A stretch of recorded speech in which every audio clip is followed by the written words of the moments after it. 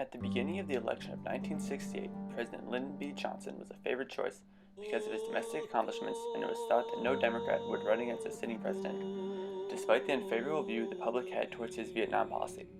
Eventually, Senator Eugene McCarthy, a Democrat from Wisconsin, decided to participate in the New Hampshire primary as an anti-war candidate, hoping to pressure other Democrats into joining the race. McCarthy won an unexpected 42% of the vote and showed Johnson's weakness, prompting Robert Kennedy to enter the race. On March 31, 1968, Johnson surprised the nation with an announcement stating that the bombing of most of northern Vietnam would be suspended and that he would not be seeking re-election. Soon after Johnson withdrew, his Vice President, Hubert Humphrey, announced his decision to run for president.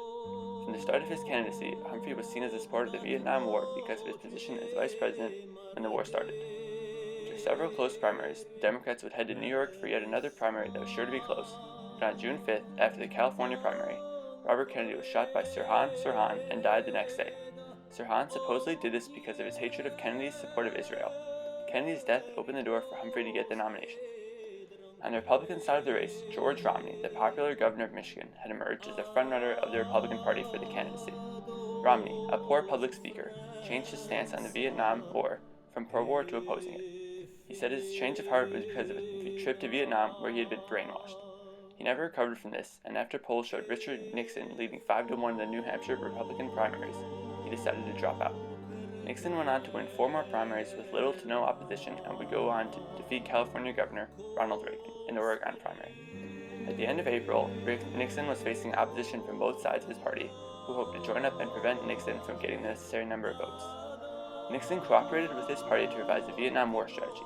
Nixon would go on to get the nomination and choose a compromise running mate in Spiro Agnew. Nixon's campaign promises were to restore peace in the world and restore law and order at home. Nixon gained support from delegates saying, "Time is running out for the merchants of crime and corruption." With the war still going on, Democrats headed to Chicago for the Democratic Convention, while the Republican candidates went to Miami Beach. Thousands of students and anti-war activists converged on Chicago in hopes of pressuring the delegates to go against Johnson's Vietnam policy. The protests specifically targeted Humphrey because of his support of Johnson's Vietnam policy, and as his position as vice president. These protests were drawn to Chicago because of MOBE, the National Mobilization to End the War program.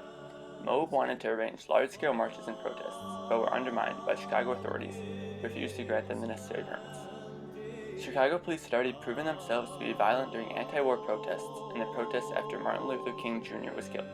Events throughout the convention week, protests and other events were met with a violent response from police, who used their clubs and tear gas on the protesters. The greatest chaos occurred when MOBE attempted to organize a large-scale march from Grant Park to the convention site, despite not having the permits to do so. Police charged in the crowd of around 4,500, beating protesters, newscasters, and bystanders alike. The response from police is controversial to this day.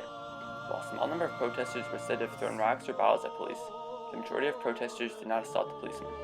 The violent response from the police has been said to have not been of necessary force. The events in Chicago have been called a police riot because of the violent, unprovoked response from the police. The violent response to the protests outside angered several delegates, with the most radical threatening to walk out because of the Gestapo tactics of the police. Humphrey went on to win the nomination easily, but failed to unite his divided party.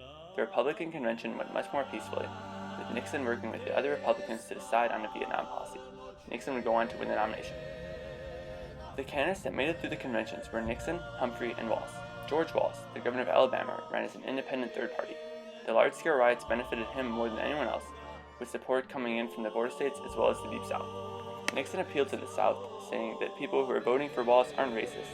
They're just citizens fed up with civil unrest and wanted to restore order.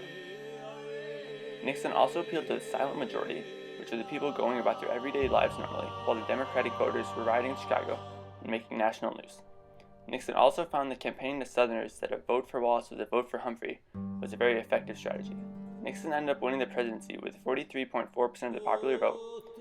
Humphrey received 42.7% and 13.5% for Wallace. Nixon got 55.9% of the electoral vote, Humphrey with 35.5%, and Wallace with just 8.6%.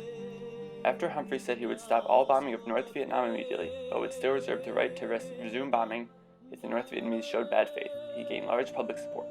Nixon went on to win the election and became the 37th President of the United States.